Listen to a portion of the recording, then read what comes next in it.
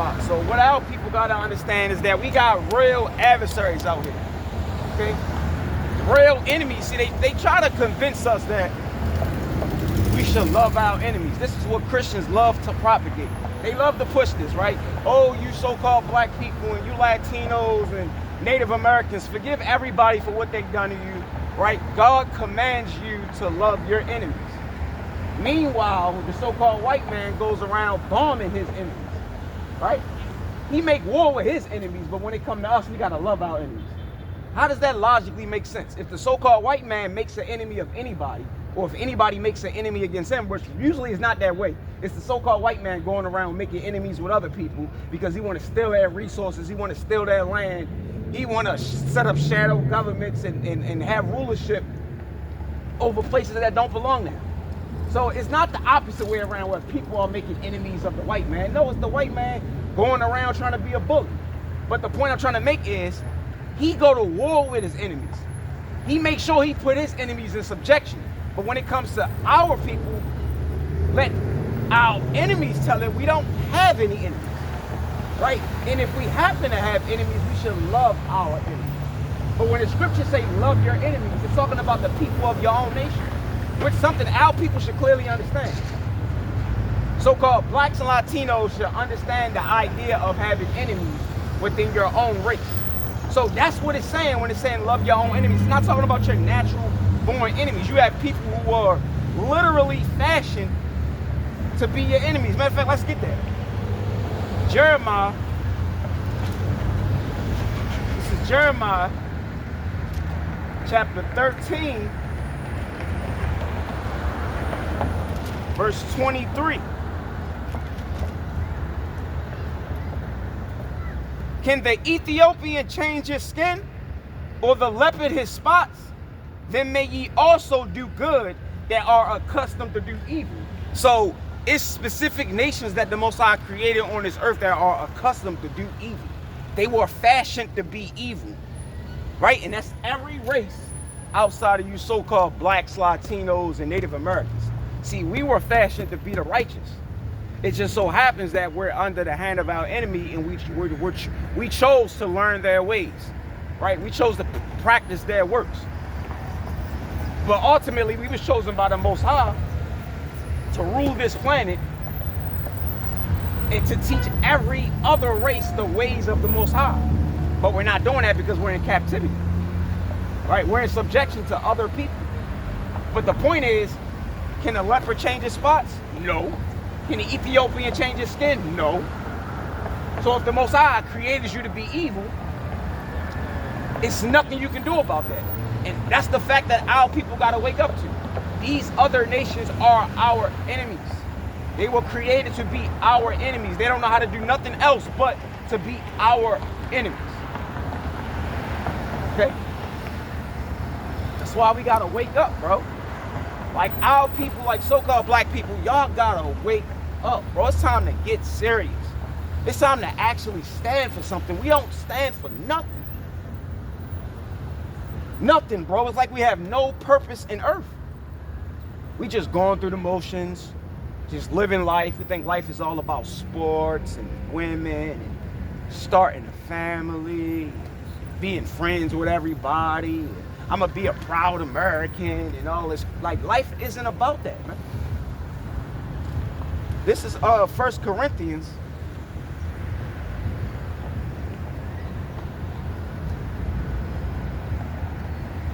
Let's get 1 Corinthians. This is 1 Corinthians.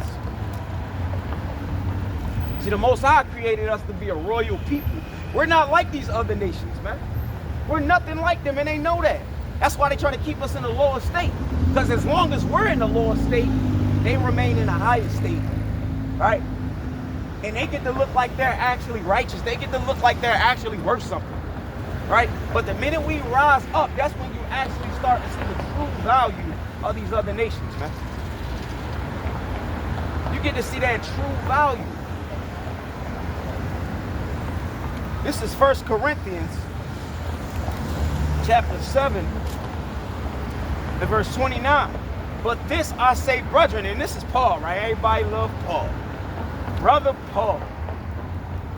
But this I say, brethren, the time is short, it remaineth, that both they that have wives be as though they had none. Your main focus in these last days should not be a woman. You should not be prioritizing starting a family, and I'm going to build a family, you know, get my my 401k. And no, bro. Right? Now, you other nations, y'all can do whatever y'all want to do. Right? Build y'all families and, you know, get your good job.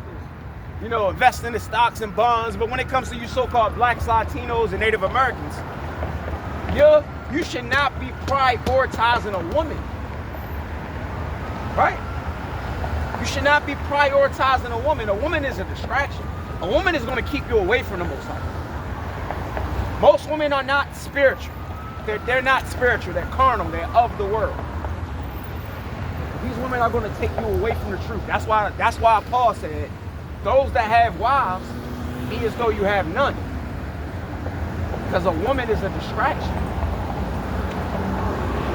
But I say unto you, brethren, the time is short, it remaineth, that both they that have wives be as though they have none, and they that weep as though they weep not, and they that rejoice as though they rejoice not, and they that buy as though they possess not. Meaning all of your possessions, all of the things that belong to you in this society, it isn't important. It's all vanity. You can't invest too much time and energy into material things, bro. Right? The things that bring you pleasure, the kids of the world, if you will.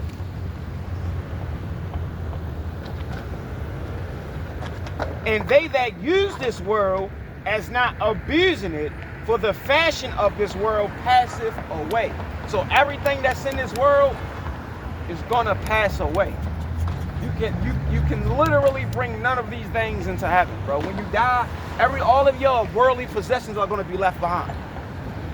So knowing that you can't bring it into the next life, right? Knowing you can't take these things to the spiritual world, right?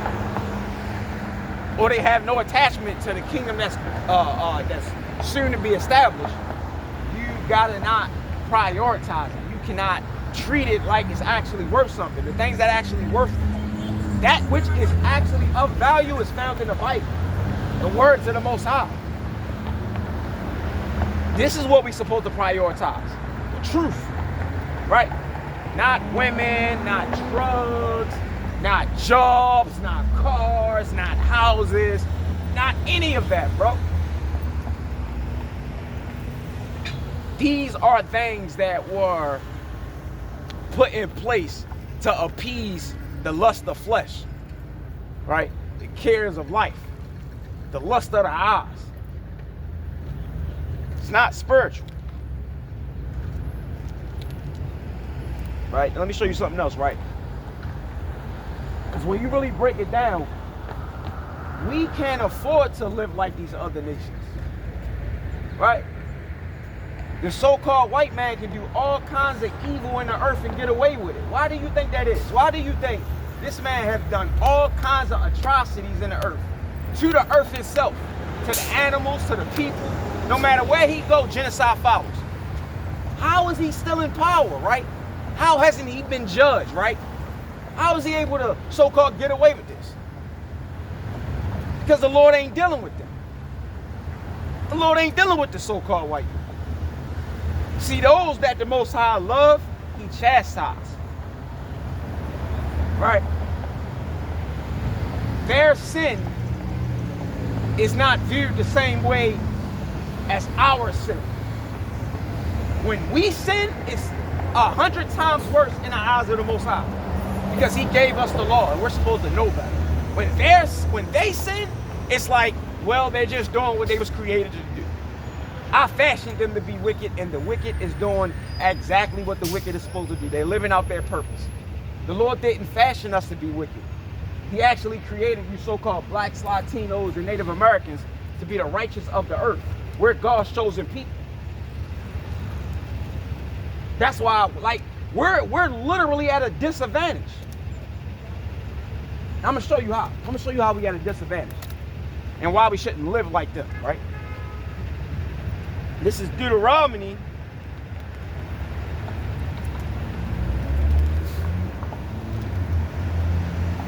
This is Deuteronomy